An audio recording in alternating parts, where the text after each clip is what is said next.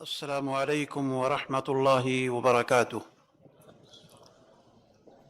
إن الحمد لله نحمده ونستعينه ونستغفره ونؤمن به ونتوكل عليه ونعوذ بالله من شرور أنفسنا ومن سيئات أعمالنا. من يهده الله فلا مضل له ومن يضلله فلا هادي له. وأشهد أن لا إله إلا الله وحده لا شريك له وأشهد أن محمدًا عبده ورسوله.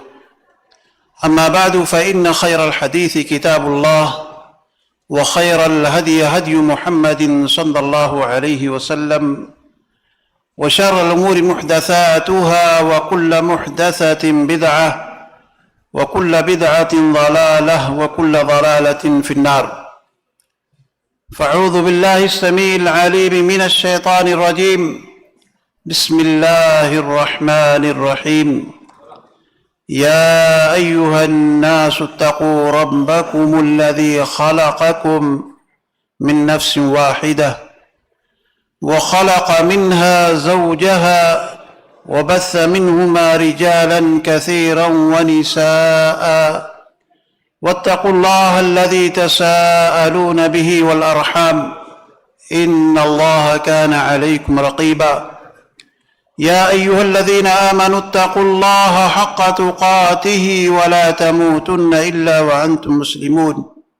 يا أيها الذين آمنوا اتقوا الله وقولوا قولا سديدا يصلح لكم أعمالكم ويغفر لكم ذنوبكم ومن يطع الله ورسوله فقد فاز فوزا عظيما.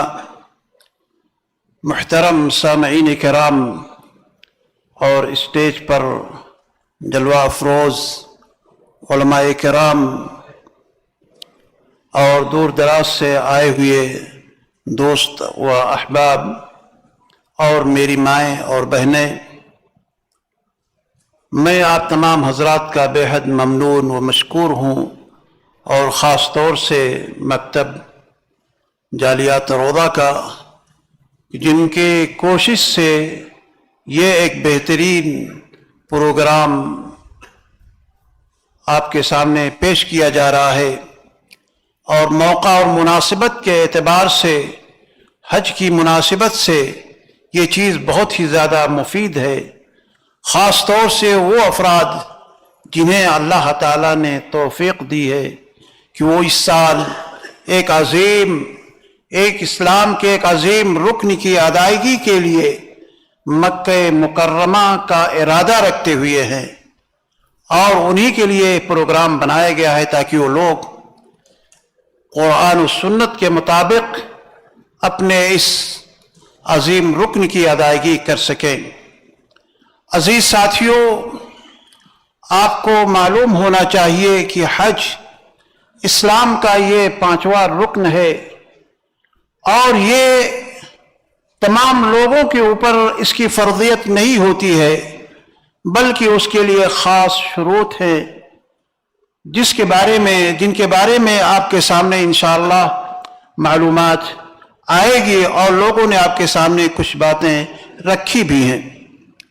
لیکن جو چیز میں آپ کے سامنے عرض کرنا چاہتا ہوں وہ چیز بہت ہی عظیم ہے، اور وہ ہے خطبہ حجۃ الوداع کا ایک عالمی پیغام۔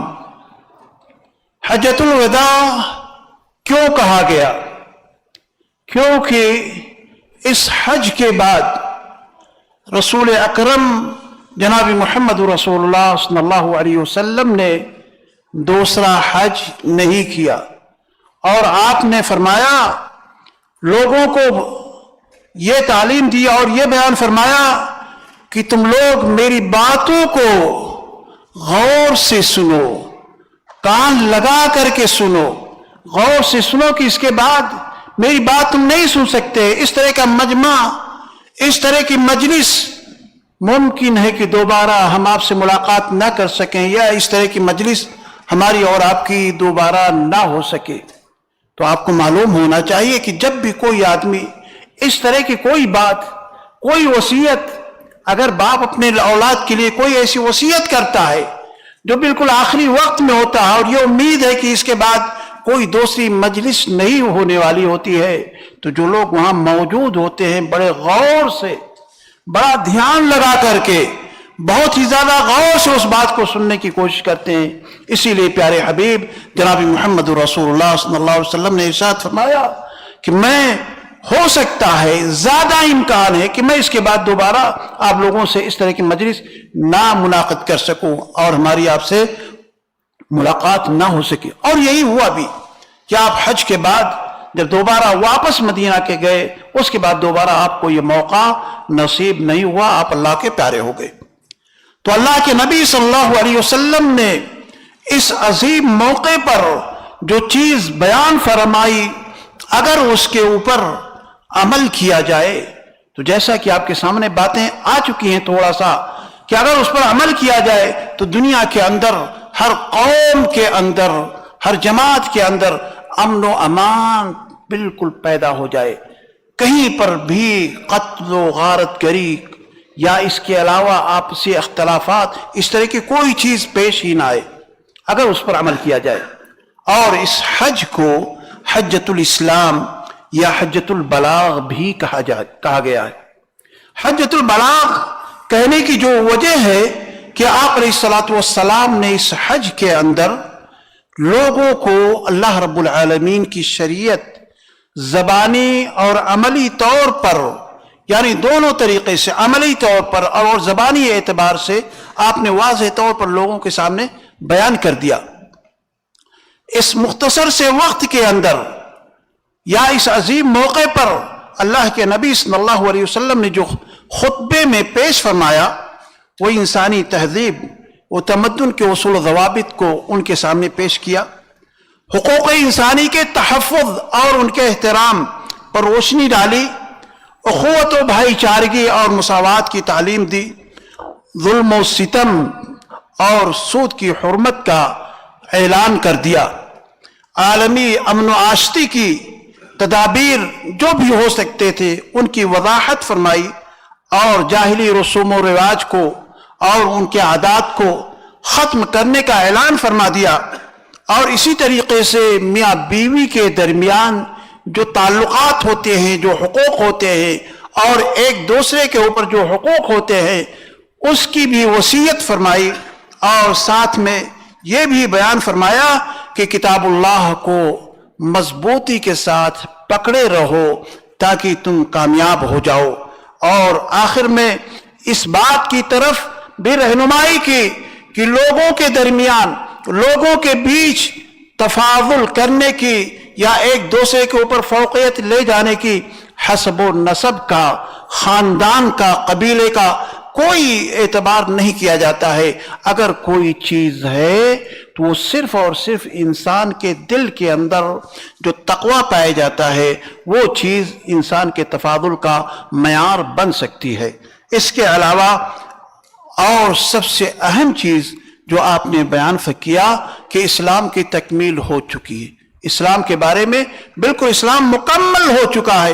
تو یہ ساری کی ساری چیزیں جو میں نے آپ کے سامنے ذکر کیا، اس کے علاوہ اور بھی چیزیں تھیں جو مختصر میں نے آپ کے سامنے ذکر کیا ہے۔ دوستو اب آئیے دیکھیے، تھوڑا سا اگر آپ اس پر غور کریں گے تو آپ کو نظر آئے گا کہ اللہ کے رسول صلی اللہ علیہ وسلم سب سے پہلے اپنے اس خطبے کے اندر جس چیز کو بیان کیا ہے وہ ہے اللہ تعالیٰ کی وحدانیت، یعنی اللہ رب العالمین کی حمد و ثنا بیان کی اور وحدانیت توحید کو بیان فرمایا، کیونکہ اللہ کے نبی صلی اللہ علیہ وسلم کا ہمیشہ کا یہ معمول رہا کرتا تھا، جب بھی جہاں پر بھی لوگوں کے سامنے کوئی چیز بیان کرنا ہوتا تھا تو سب سے پہلے توحید کو آپ لوگوں کے سامنے پیش کرتے، کیونکہ توحید ایک ایسا عمل ہے یا ایسا عقیدہ ہے یا ایسی چیز ہے کہ اگر انسان جتنی بھی عبادتیں، جتنی بھی بندگی، جتنی بھی ریاضتیں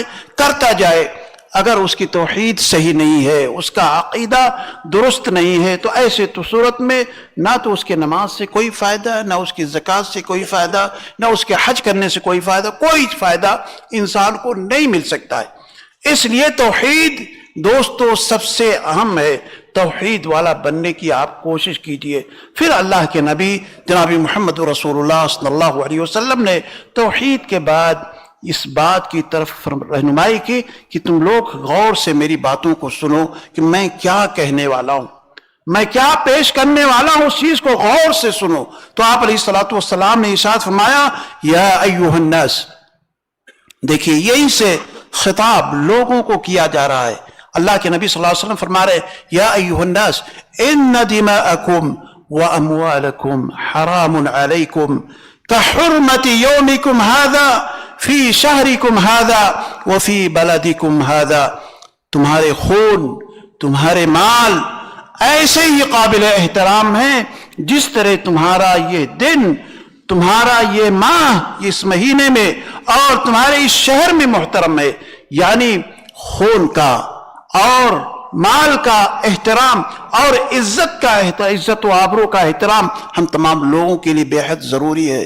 آپ قرآن کا مطالعہ کیجئے، احادیث کا مطالعہ کیجئے کہ کس قدر اہتمام کیا ہے اسلام نے کہ دوسروں کے خون کا اہتمام کتنا کرنا چاہیے، احترام کتنا کرنا چاہیے، مالوں کا احترام کتنا کرنا چاہیے. اللہ کے نبی صلی اللہ علیہ وسلم ایک مقام پر ارشاد فرماتے ہیں المسلم اخو المسلم، کل المسلم علی المسلم حرام دمہ ومالہ وعرضہ. آپ نے فرمایا کہ ایک مسلمان کا دوسرے مسلمان کے اوپر اس کا مال، اس کی عزت و آبرو اور اس کا خون حرام ہے، یعنی کسی طرح سے جائز نہیں ہے. اب اگر کوئی شخص کسی کے اوپر اعتداء کرتا ہے، کسی کے اوپر ظلم کرتا ہے، کسی کو قتل کرتا ہے، تو اس کے قتل کرنے کے معاملے میں اللہ رب العالمین نے بڑی وضاحت فرمائی ہے. اللہ تعالیٰ نے ارشاد فرمایا کہ اگر قتل عمد ہے، جان بوجھ کر کے کسی کا خون کر رہا ہے، تو ایسی صورت میں اللہ تعالیٰ نے ارشاد فرمایا وَمَنْ يَقْتُلْ مُؤْمِنًا مُتَعَمِّدًا فَجَزَاؤُهُ جَهَنَّمْ خَالِدًا فِيهَا وَغَضِبَ اللَّهُ عَلَيْهِ وَلَعَنَهُ وَأَعَدَّ لَهُ عَذَابًا عَظِيمًا. اور کیجئے دوستو، اس آیت کریمہ کے اندر اللہ رب العالمین نے ایک قتل کرنے والے شخص کے بارے میں اللہ تعالیٰ نے ارشاد فرمایا کہ جو شخص جان بوجھ کر کے کسی آدمی کو قتل کر دیتا ہے، آج تو خون کا کوئی معاملہ نہیں ہے دوستو. جہاں پر دیکھیے، ہندوستان کی سرزمین پر دیکھیے، دوسرے اور ملکوں میں دیکھ لیجئے، قتل کرنا بڑا آسان ہے. جیب سے بندوق نکالی جاتی ہے، تمنچا نکالا جاتا ہے، مسدس نکالی جاتی ہے، فوراً ٹھائے کر کے ختم کر دیا جاتا ہے. یعنی سوچتا ہے کہ جان کی کوئی اہمیت ہے ہی نہیں. بلکہ اللہ رب العالمین کے ہاں دیکھیے، اگر کوئی آدمی اس طرح سے کرتا ہے، کسی کی جان لیتا ہے، تو اللہ نے ارشاد فرمایا کہ جس نے جان بوجھ کر کے قتل کیا اس کا ٹھکانہ جہنم ہے. پہلی چیز کیا ہے؟ اس کا ٹھکانہ وہ کہاں جائے گا؟ جہنم میں جائے گا. اور جہنم میں جانے کے بعد یہ نہیں کہ جہنم سے پھر نکل جائے گا، دوبارہ پھر اسی کے اندر ہمیشہ رہے گا. اور تیسری چیز اللہ نے یہ فرمایا وَغَضِبَ اللَّهُ عَلَيْهِ. اللہ رب العالمین کی ایسے شخص کے اوپر کیا ہے؟ غضب ہوتا ہے. اللہ تعالیٰ ایسے انسان کے اوپر ناراض ہوتا ہے، یعنی قاتل کے اوپر. اور اسی کے ساتھ ساتھ اللہ کی لعنت ہوتی ہے ایسے شخص کے اوپر. اور آپ کو معلوم ہونا چاہیے جہاں پر بھی لعنت کا معاملہ قرآن کے اندر یا احادیث کے اندر اللہ کے نبی صلی اللہ علیہ وسلم نے بیان کیا ہے، اس کا مطلب یہ ہے کہ یہ عمل بہت ہی شنیع ہے، بہت ہی خطرناک ہے. اس لیے اس کے اوپر اللہ تعالیٰ کی طرف سے لعنت کی جا رہی ہے. اور یہی نہیں بلکہ اس کے لیے دردناک یا خطرناک یا بہت بڑا عذاب اللہ تعالیٰ نے اس کے لیے بنا رکھا ہے. تو دیکھیے یہ اس شخص کے لیے ہے جس نے کسی شخص کو قتل کیا جان بوجھ کر کے، قتل عمد کیا ہے دوستو. اور ایک دوسری جگہ حدیث کے اندر اللہ کے نبی صلی اللہ علیہ وسلم نے ارشاد فرمایا لا يحل دم امرئ مسلم يشهد ان لا الہ الا اللہ وانی رسول اللہ الا باحدى ثلاث. اللہ کے نبی صلی اللہ علیہ وسلم نے ارشاد فرمایا کسی بھی مسلمان کا خون حلال نہیں ہے، وہ مسلمان جو اشہد ان لا الہ الا اللہ پڑھتا ہے اور اس بات کی گواہی دیتا ہے کہ میں اللہ کا رسول ہوں، سوائے اس کے کہ تین حالات ہوں. 3 حالات ہوں تو ایسی صورت میں اسے قتل کیا جا سکتا ہے. 3 حالات کیا ہیں؟ الثیب الزانی، یعنی وہ شخص جو شادی شدہ ہو، زنا کر رہا ہو، تو ایسی صورت میں اسے قتل کیا جا سکتا ہے. اور دوسرا کیا ہے؟ وہ نفس بالنفس، یعنی اگر قصاص کی صورت پیدا ہو جائے تو ایسی صورت میں اسے قتل کیا جا سکتا ہے. اور تیسرا وہ شخص ہے جو دین کو چھوڑنے والا ہو اور جماعت سے نکلنے والا ہو، تو ایسی صورت میں اسے اجازت دی گئی کہ اسے قتل کیا جا سکتا ہے. اور اس کے علاوہ ایک چیز یہ بھی بیان کی گئی ہے کہ اگر کوئی آدمی قتل کرتا ہے دوستو، تو اس کے تعلق سے اللہ کے نبی صلی اللہ علیہ وسلم نے ارشاد فرمایا کہ اگر لو ان اہل السماء والارض، یعنی آسمان اور زمین اس کے بیچ سارے لوگ مل کر کے اشتراکو فی دم مؤمن، کسی مسلمان کے قتل کرنے میں، جیسے ہوتا ہے نا، کوئی مسلمان ہے، کوئی بڑا اچھا آدمی ہے، بڑا نیک ہے، لوگ اس کے پیچھے پڑ جاتے ہیں، لوگ اسے قتل کرنا چاہتے ہیں، تو اکیلے نہیں قتل کر پاتا ہے، تو سوچتا یہ ہے کہ ادھر سے بھی لوگوں کو شریک کر لیں، ادھر سے بھی لے لیں، ادھر سے بھی لے لیں، ادھر سے بھی لے لیں، بہت سارے لوگوں کو ملا کر کے قتل کرنا چاہتا ہے. تو اگر یہ سارے کے سارے لوگ ایک مسلمان کو قتل کرنے میں لگ جاتے ہیں، تو ایسی صورت میں اگر اسے قتل کر دیا جاتا ہے تو اللہ کہ رسول صلی اللہ علیہ وسلم نے ارشاد فرمایا کہ ہم ان تمام لوگوں کو، یہ نہیں کہ ایک آدمی کو، جتنے اس میں شریک ہوئے تھے تمام لوگوں کو ہم لا اکبہم فی النار، لا اکبہم اللہ فی النار، اللہ تعالیٰ انہیں جہنم کے اندر داخل فرمائے گا.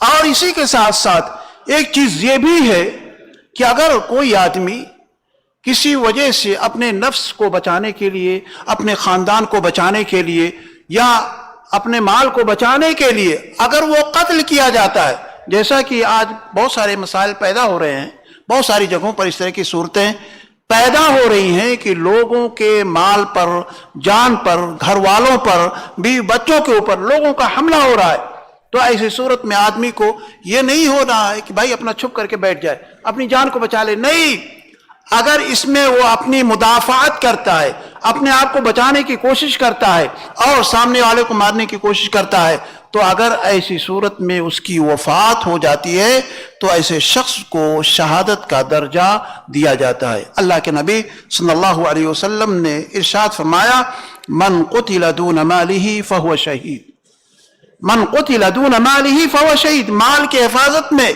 ومن قتل دون عرضہ فہو شہید، یعنی عزت و آبرو کے بچانے کے چکر میں اگر اسے شہادت نصیب ہوتی ہے، اگر اسے مارا جاتا ہے تو ایسی صورت میں وہ بھی شہید مانا جائے گا.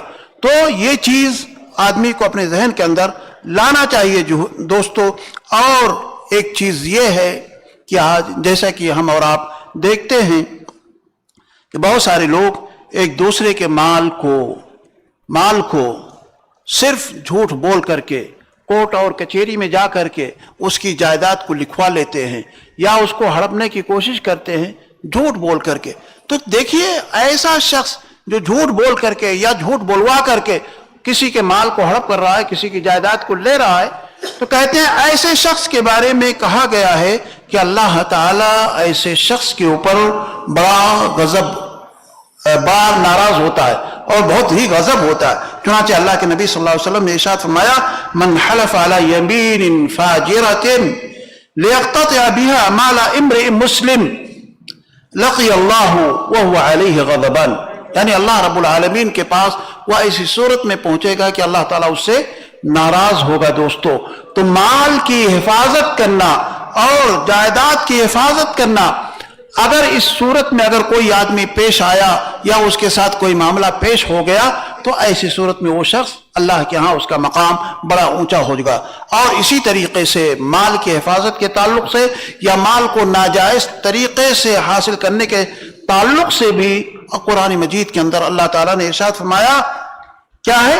یا ایھا الذین آمنوا لا تأکلوا اموالکم بینکم بالباطل.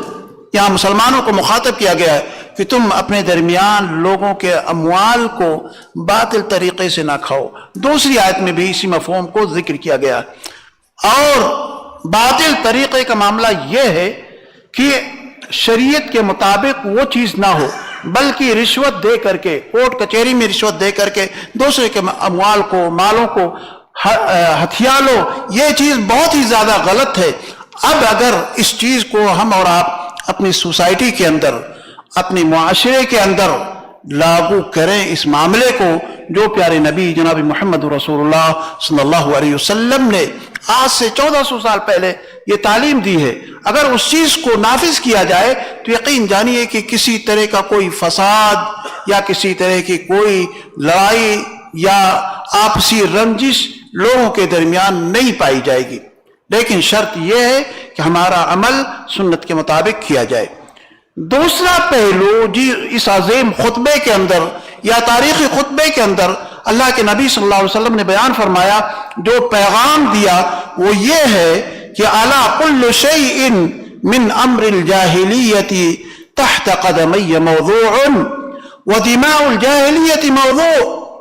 آپ نے ارشاد فرمایا کہ تمام جاہلی امور میرے قدموں کے نیچے ہیں، جاہلی دور کا خون ختم ہو گیا، اور جو پہلا خون تھا جہالت میں، آپ غور کیجئے عہد جاہلیت میں اللہ کے رسول صلی اللہ علیہ وسلم کی بعثت سے پہلے خون کا معاملہ کیا ہوتا تھا، قصاص کا معاملہ کیا ہوتا، رنجش کس طریقے سے ختم ہوتی تھی۔ اگر آپ تاریخ کا مطالعہ کریں پتہ چلے گا کہ ایک شخص کے مارنے کا بدلہ لینے کے لیے کئی صدیوں تک لوگ انتظار کیا کرتے تھے، لڑائیاں چلتی رہتی تھی، سالہ سال اس کے خلاف کارروائیاں چلایا کرتے تھے۔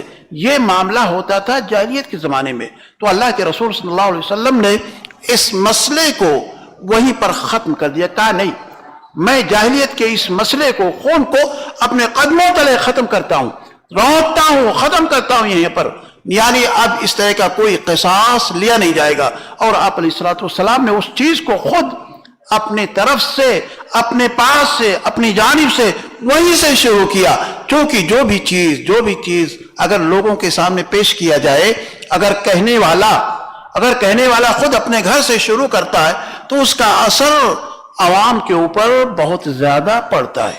چنانچہ اللہ کے نبی صلی اللہ علیہ وسلم نے اعلان کر دیا، کیا اعلان کیا؟ کہ ابن ربیعہ بن عبد الحارث کا خون معاف کیا جاتا ہے، جسے قبیلہ حذیل کے لوگوں نے قتل کیا تھا، چلو اب معاف کیا جاتا ہے، اس کے بارے میں کوئی گرفت نہیں کی جائے گی۔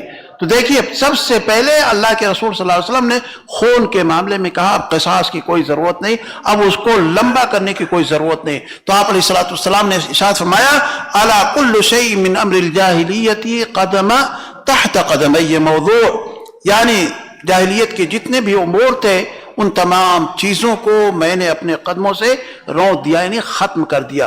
دوسری چیز جاہلیت کے تعلق سے وہ بھی آپ نے ارشاد فرمایا وَرِبَ الْجَاهِلِيَّةِ مَوْضُوعَةٌ وَأَوَّلُ رِبًا أَضَعُ مِنْ رِبَانَا رِبَ الْعَبَّاسِ بن عبد المطلب فَإِنَّهُ موضوع۔ دوستو سود کے بارے میں یہاں پر بھی آپ نے ارشاد فرمایا کہ جو سود ہے اس کو بھی میں ختم کرتا ہوں، جاہلیت کا جو سود ہے اس کو بھی میں ختم کرتا ہوں۔ سود کا معاملہ کیا ہے؟ لوگ پریشان حال ہوتے ہیں، جیسا کہ آج ہمارے یہاں یہ چیز رائج ہے، غیر مسلموں کو تو آپ چھوڑ دیجئے، مسلمانوں کے یہاں جو لوگ کام کرتے ہیں، کباڑی کا کام کرتے ہیں یا اسکریپ کا کام کرتے ہیں، وہ لوگوں کا معاملہ کیا ہے میں جانتا ہوں، میرے بہت سارے لوگوں سے ملاقات ہے، اس کے علاوہ دوسرے اور فیلڈ میں بھی لوگ کام کرنے والے آپ کو مل جائیں گے، آپ کے سامنے مثالیں موجود ہیں۔ وہ لوگ کرتے کیا ہیں؟ کہیں کسی کمپنی میں کام مل گیا، کہیں کسی کمپنی میں کوئی سامان مل رہا ہے، لیکن اب ان کے پاس وہ صرف پھیری کرنے والے ہیں، ان کے پاس پیسے نہیں ہیں، روپے نہیں ہیں، وہ لاکھوں کی تعداد میں، کئی لاکھوں کے تعداد میں وہ اس کا کیا ہوتا ہے؟ حساب کتاب ہوتا ہے، اور پرچیز کرتے ہیں، خریدتے ہیں اسے، ان کے پاس پیسے نہیں ہیں۔ اب انہیں خریدنا بھی ہے تو کرتے کیا ہیں؟ وہ جاتے ہیں کسی سیٹھ کے پاس، کہتے ہیں بھائی ہمیں پیسے دے دیجئے۔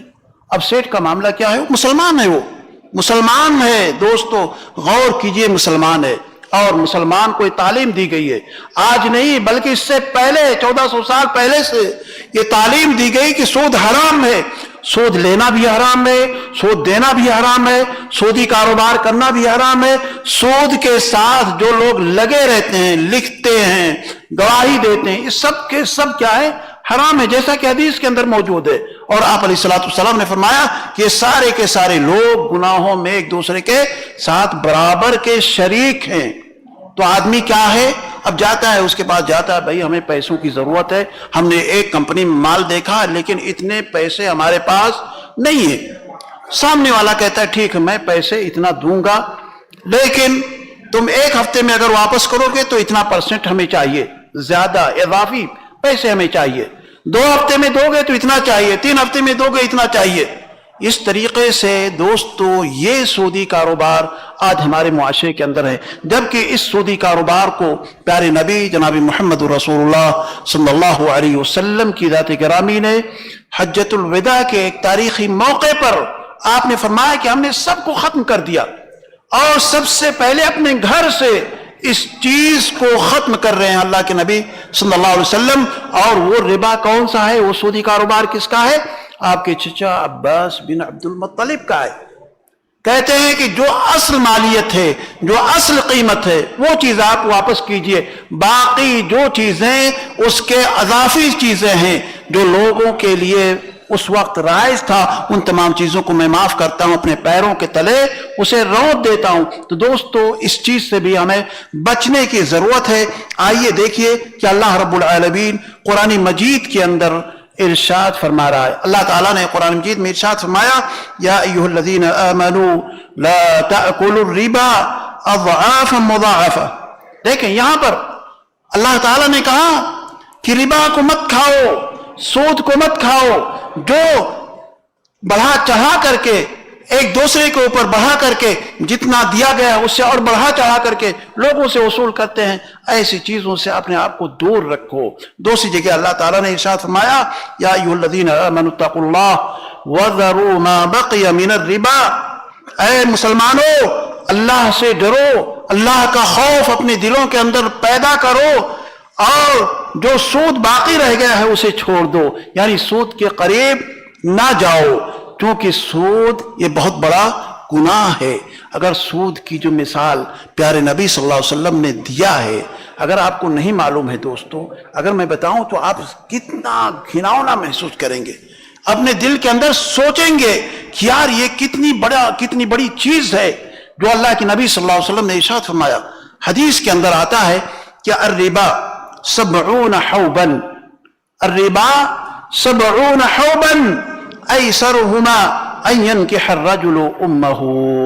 غور کیجئے کیا فرمایا اللہ کے نبی صلی اللہ علیہ وسلم نے کہ ربا یعنی سود کیا ہے، اس کے کتنے حصے ہیں؟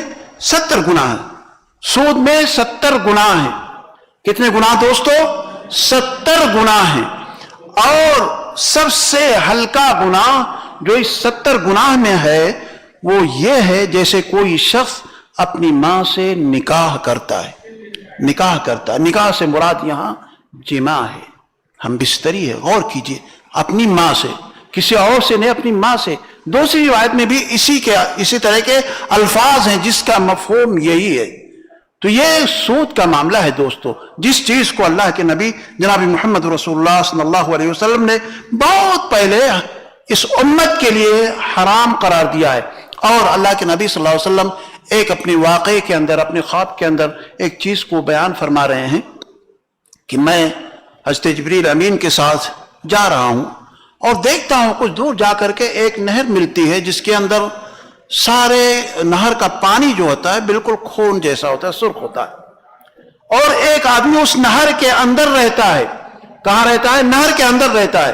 وہ کنارے آنا چاہتا ہے، کنارے پر ایک آدمی رہتا ہے، پتھر اٹھا کر کے اس کو مارتا ہے، پھر وہ اندر چلا جاتا ہے۔ اللہ کے نبی صلی اللہ علیہ وسلم سیدنا جبریل سے پوچھتے ہیں یہ کون سا شخص ہے؟ سیدنا جبریل کہتے ہیں آگے بڑھو، آگے بڑھو، آگے بڑھو۔ آخر میں اس کا جو خلاصہ پیش کیا سیدنا جبریل علیہ السلام نے پیارے حبیب جناب محمد رسول اللہ صلی اللہ علیہ وسلم کو، آپ نے فرمایا کہ یہ وہ آدمی ہے جو دنیا کے اندر سود کھاتا تھا یا سودی کاروبار کرتا تھا۔ غور کیجئے دوستو، سودی کاروبار کرنے والے یا سودی لین دین کرنے والے کا معاملہ یہ ہے. تو اس چیز سے ہمیں اور آپ کو بچنے کی ضرورت ہے. اگر ہم بچتے ہیں تو یقین جانیے کہ سب سے بڑے ہم کیا ہیں؟ متقی اور پرہیزگار بن جاتے ہیں. اسی طریقے سے آج ایک چیز یہ بھی ہے کہ آپ اگر سودی کاروبار سے یا جاہلیت کے جو دوسرے امور ہیں ان تمام چیزوں سے اپنے آپ کو بچانا چاہتے ہیں تو آپ کے لیے ضروری ہے کہ آپ قرآن اور سنت پر عمل کرنے کی کوشش کیجئے. ایک چیز میں بتاؤں آپ کو کہ اگر کوئی چیز ہمارے اور آپ کے بیچ میں ایسی پیش ہو جائے آ جائے جسے ہم ناپسند کرتے ہیں یا اس کو ہم عمل میں لانا نہیں چاہتے ہیں تو ایسی صورت میں ہم کیا دیکھتے ہیں کہ ہاں اگر وہ چیز آ گئی ہے تو اس کو ختم کر دینا چاہیے, اس سے اپنے آپ کو الگ کر لینا چاہیے. تو یہ چیز نہیں ہونی چاہیے اگر قرآن اور سنت سے ہے.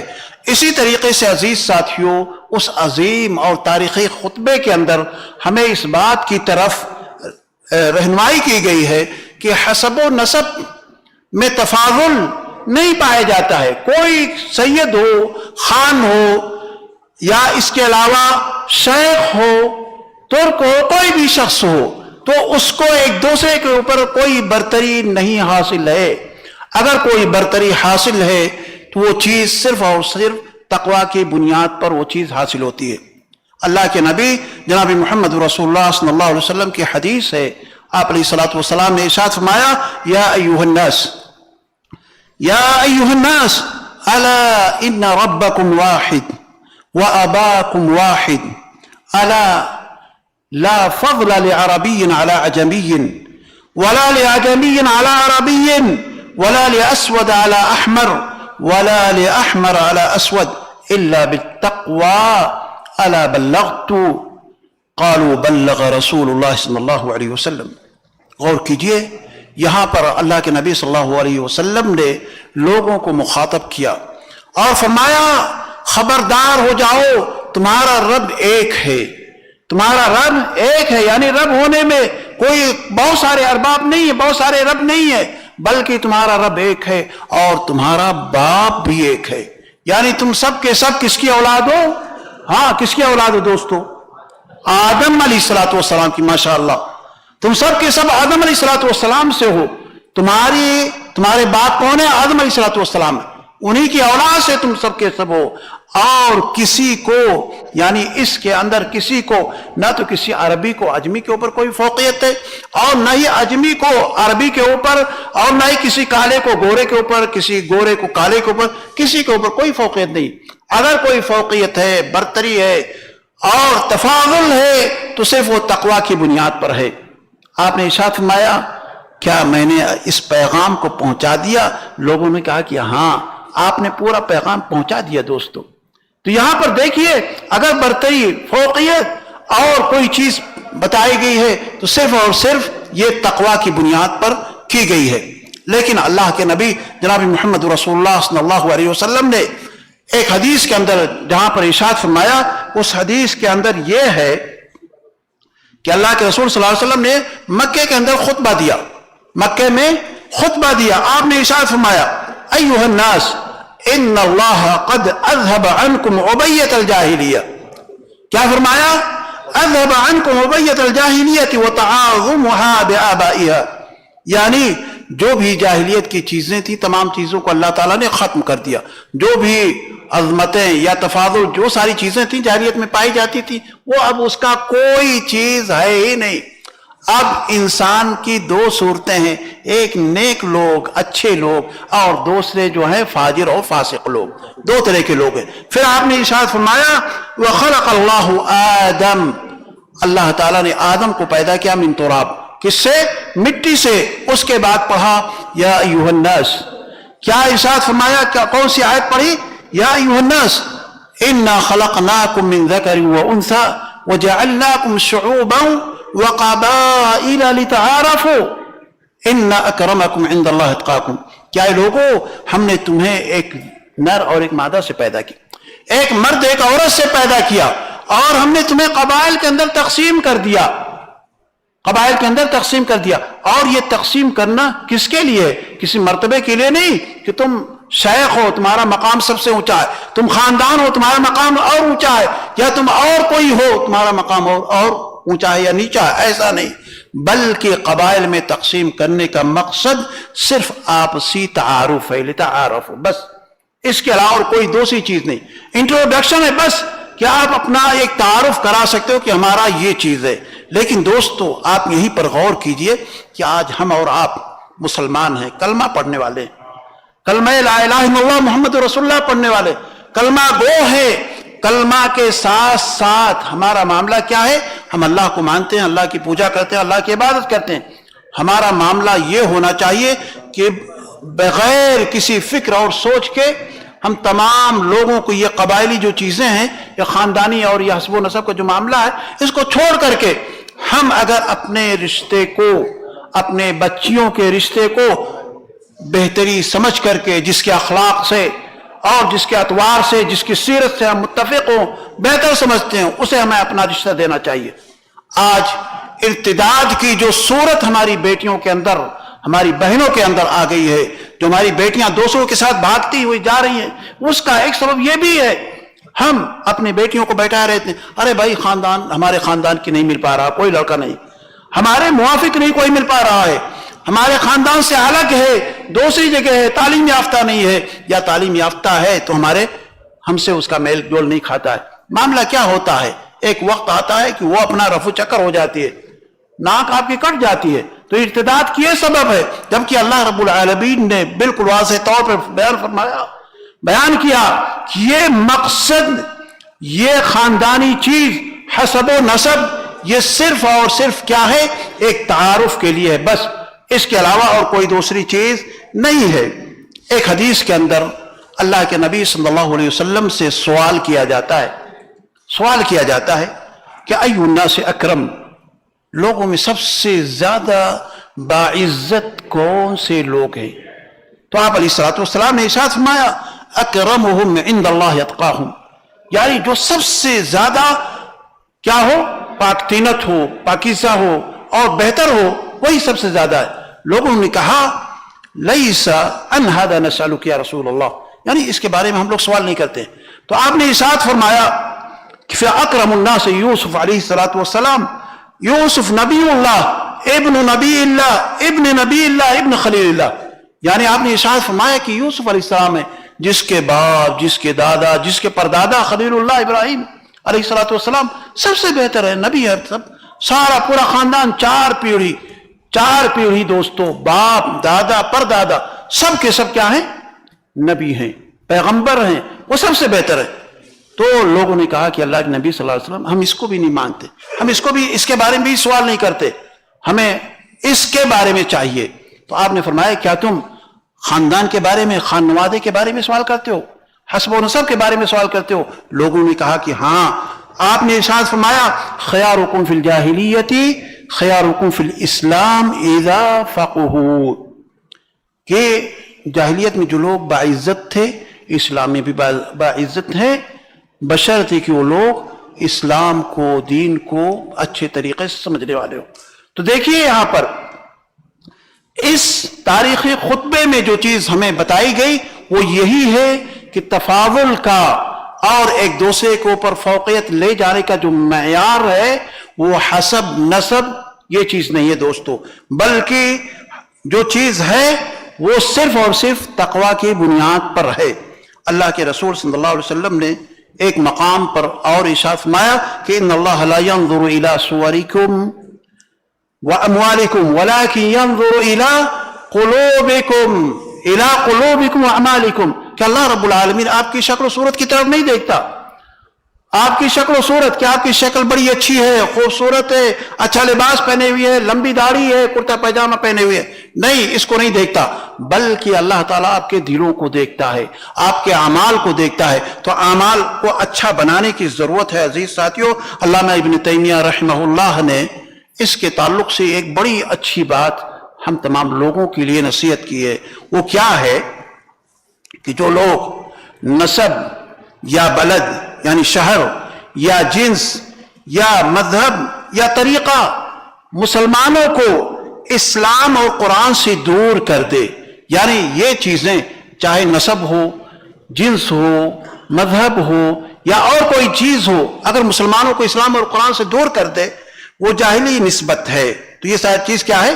ایک جاہلی نسبت ہے. اور پھر اگر کوئی شخص, کوئی مہاجر اپنے ساتھیوں کو, مہاجروں کو بلا رہا ہے, یا کوئی انصار کو بلا رہا ہے, تو یہ چیز کیا ہے؟ اللہ کے رسول صلی اللہ علیہ وسلم ایسی چیز کو ناپسند کرتے ہیں اور آپ کو ان کے اوپر غصہ بھی آتا ہے. اور یہی چیز آپ دیکھیں گے کہ اگر اس طرح کی چیزیں ہیں, آپ نے دیکھا ہوگا یا سنا ہوگا کہ ایک بچے کو صرف اس وجہ سے مار دیا جاتا ہے کہ وہ کسی نیچی ذات کا, نیچی قوم کا یا خاندانیان قبیلے کا ہے, بڑے خاندان اور قبیلے کے گھر پہ آ کر کے یا اس کے مٹکے سے پانی نکال کر کے پی لیتا ہے. آپ نے سنا ہوگا خبر دوستو.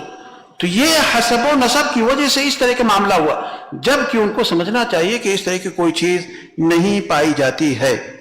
اور ایک حدیث آتی ہے جس کے راوی سیدنا ابن عباس رضی اللہ تعالی عنہما سے مروی ہے.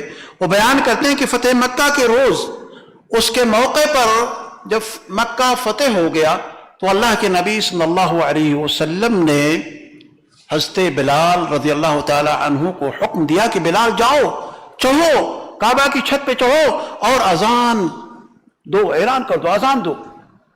ایسے موقع پر عتاب بن اسید نے کہا اللہ کا شکر ہے کہ میرا باپ آج کے دن سے پہلے فوت ہو گئے, یعنی یہ منظر دیکھنے سے پہلے وہ اس دنیا سے جا چکا. دوسرے حارث بن ہشام نے کہا محمد کو اس کالے کلوٹے کے علاوہ کوئی دوسرا اور نہیں ملا تھا, نعوذ باللہ من ذالک. اسی طریقے سے سہیل بن عمرو نے کہا اللہ کچھ چاہتا ہے تو اسے بدل دے گا. ابو سفیان نے کہا کہ میں کچھ نہیں کہتا, مجھے امید ہے کہ اللہ رب العالمین ان تمام باتوں کو جو ہمارے درمیان ہو رہی ہے, ان تمام باتوں کو سیدنا جبریل کے ذریعے سے آپ کو اطلاع دے دے. اور یقیناً کچھ ہی دیر کے بعد سیدنا جبریل علیہ الصلوۃ والسلام آتے ہیں اور آپ علیہ الصلوۃ والسلام کو یہ سارا پورا قصہ سنا دیتے ہیں. آپ علیہ الصلوۃ والسلام نے ان تمام لوگوں کو بلایا اپنے پاس, ایک ایک کر کے سب سے پوچھا کیا تم نے یہ بات کہی, تم نے یہ بات کہی, تم نے یہ بات کہی. سارے لوگوں نے اس تمام چیزوں کا قبول فرمایا. پھر آپ نے اس موقع پر یہ آیت کریمہ ارشاد فرمایا اور کہا, یہ آیت کریمہ نازل ہوئی کہ ہم نے تمہیں ایک مرد سے اور ایک عورت سے پیدا کیا ہے, اور تفاضل اگر کوئی چیز ہے تو وہ چیز کیا ہے؟ اور یہ قبائل جو ہے, قبائل کا کوئی حصہ نہیں ہوتا ہے, قبائل سے کوئی مطلب نہیں ہوتا, حسب و نسب کا کوئی معاملہ نہیں ہوتا. اگر کوئی تفاضل ہے, کوئی برتری ہے تو صرف اور صرف وہ تقوی ہے, اس کے علاوہ کوئی چیز نہیں ہے. کسی شاعر نے اس چیز کو عربی میں یہ اس طریقے سے ذکر فرمایا, لعمرک ما الانسان الا بدینہ فلا تترک التقوی اتکالا علی النسب لقد رفع الاسلام سلمان فارسا وقد وضع الشرك الشقی ابا لہب. یعنی تیری زندگی کی قسم انسان دین کے ساتھ ہی ہے, نسب پر اعتماد کر کے تقوی نہ چھوڑیے. اسلام نے سلمان فارسی کو بڑا اونچا مقام عطا فرمایا, اور جس کا اونچا مقام تھا, یعنی ابو لہب جو اپنے قبیلے کا, اپنے خاندان کا, خاندان قریش کا جو سردار مانا جاتا تھا, شرک کی وجہ سے اسے نیست و نابود کر دیا, نیچا مقام اس کا کر دیا. عزیز ساتھیوں, تو یہ معاملہ ہے کہ تقوی ہی سب سے اہم بنیاد ہوتی ہے. اس چیز کو ہمیں اپنانا چاہیے اور عمل کے ذریعے سے ہم اونچے مقام پر جا سکتے ہیں, جیسا کہ اللہ تعالیٰ نے قرآن مجید کے اندر ارشاد فرمایا کہ فَإِذَا نُفِخَ فِي الصُّورِ نَفْخَةٌ وَاحِدَةٌ فَإِذَا نُفِخَ فِي الصُّورِ فَلَا أَنْسَابَ بَيْنَهُمْ يَوْمَئِذٍ وَلَا يَتَسَاءَلُونَ فَمَنْ ثَقُلَتْ مَوَازِينُهُ فَأُولَئِكَ هُمُ الْمُفْلِحُونَ. یعنی جب پھونکا جائے گا, جب سور میں پھونکا جائے گا, یعنی وہ چیز آئے گی, تو ایسی صورت میں اس وقت جب سور پھونکا جائے گا تو اس وقت نہ تو کوئی نسب نامہ ہوگا, نہ کوئی حسب ہوگا. کامیاب وہی شخص ہوگا جس کا پلڑا نیچے ہوگا, اور جس شخص کا پلڑا اوپر ہو جائے گا, اٹھ جائے گا, وہ شخص ناکام ہو جائے گا اور اسے جہنم میں داخل کر دیا جائے گا. اور اسی طریقے سے عزیز ساتھیوں, ایک چیز اور ہے, وہ یہ ہے جو اس کے تعلق سے ہے جو تاریخی خطبہ پیش کیا گیا تھا, اس میں عورتوں کے تعلق سے، چونکہ ہماری مائیں بھی آئی ہوئی ہیں اور یہ موضوع ان سے متعلق بڑا اہم ہے اور ہم تمام لوگوں سے بھی متعلق ہے، ہم تمام لوگوں سے بھی متعلق ہے۔ اللہ کے رسول صلی اللہ علیہ وسلم نے اپنے تاریخی خطبے میں یہ وصیت فرمائی کہ عورتوں کے حقوق کی رعایت کی جائے، ان کے ساتھ اچھا سلوک کیا جائے اور ان کے ساتھ بہترین معاشرت اور حسن معاشرت کا آپ نے حکم دیا ہے۔ آپ نے فرمایا فاتقوا النساء فاتقوا اللہ فی النساء فإنکم اخذتموہن بأمان اللہ واستحللتم فروجہن بکلمۃ اللہ۔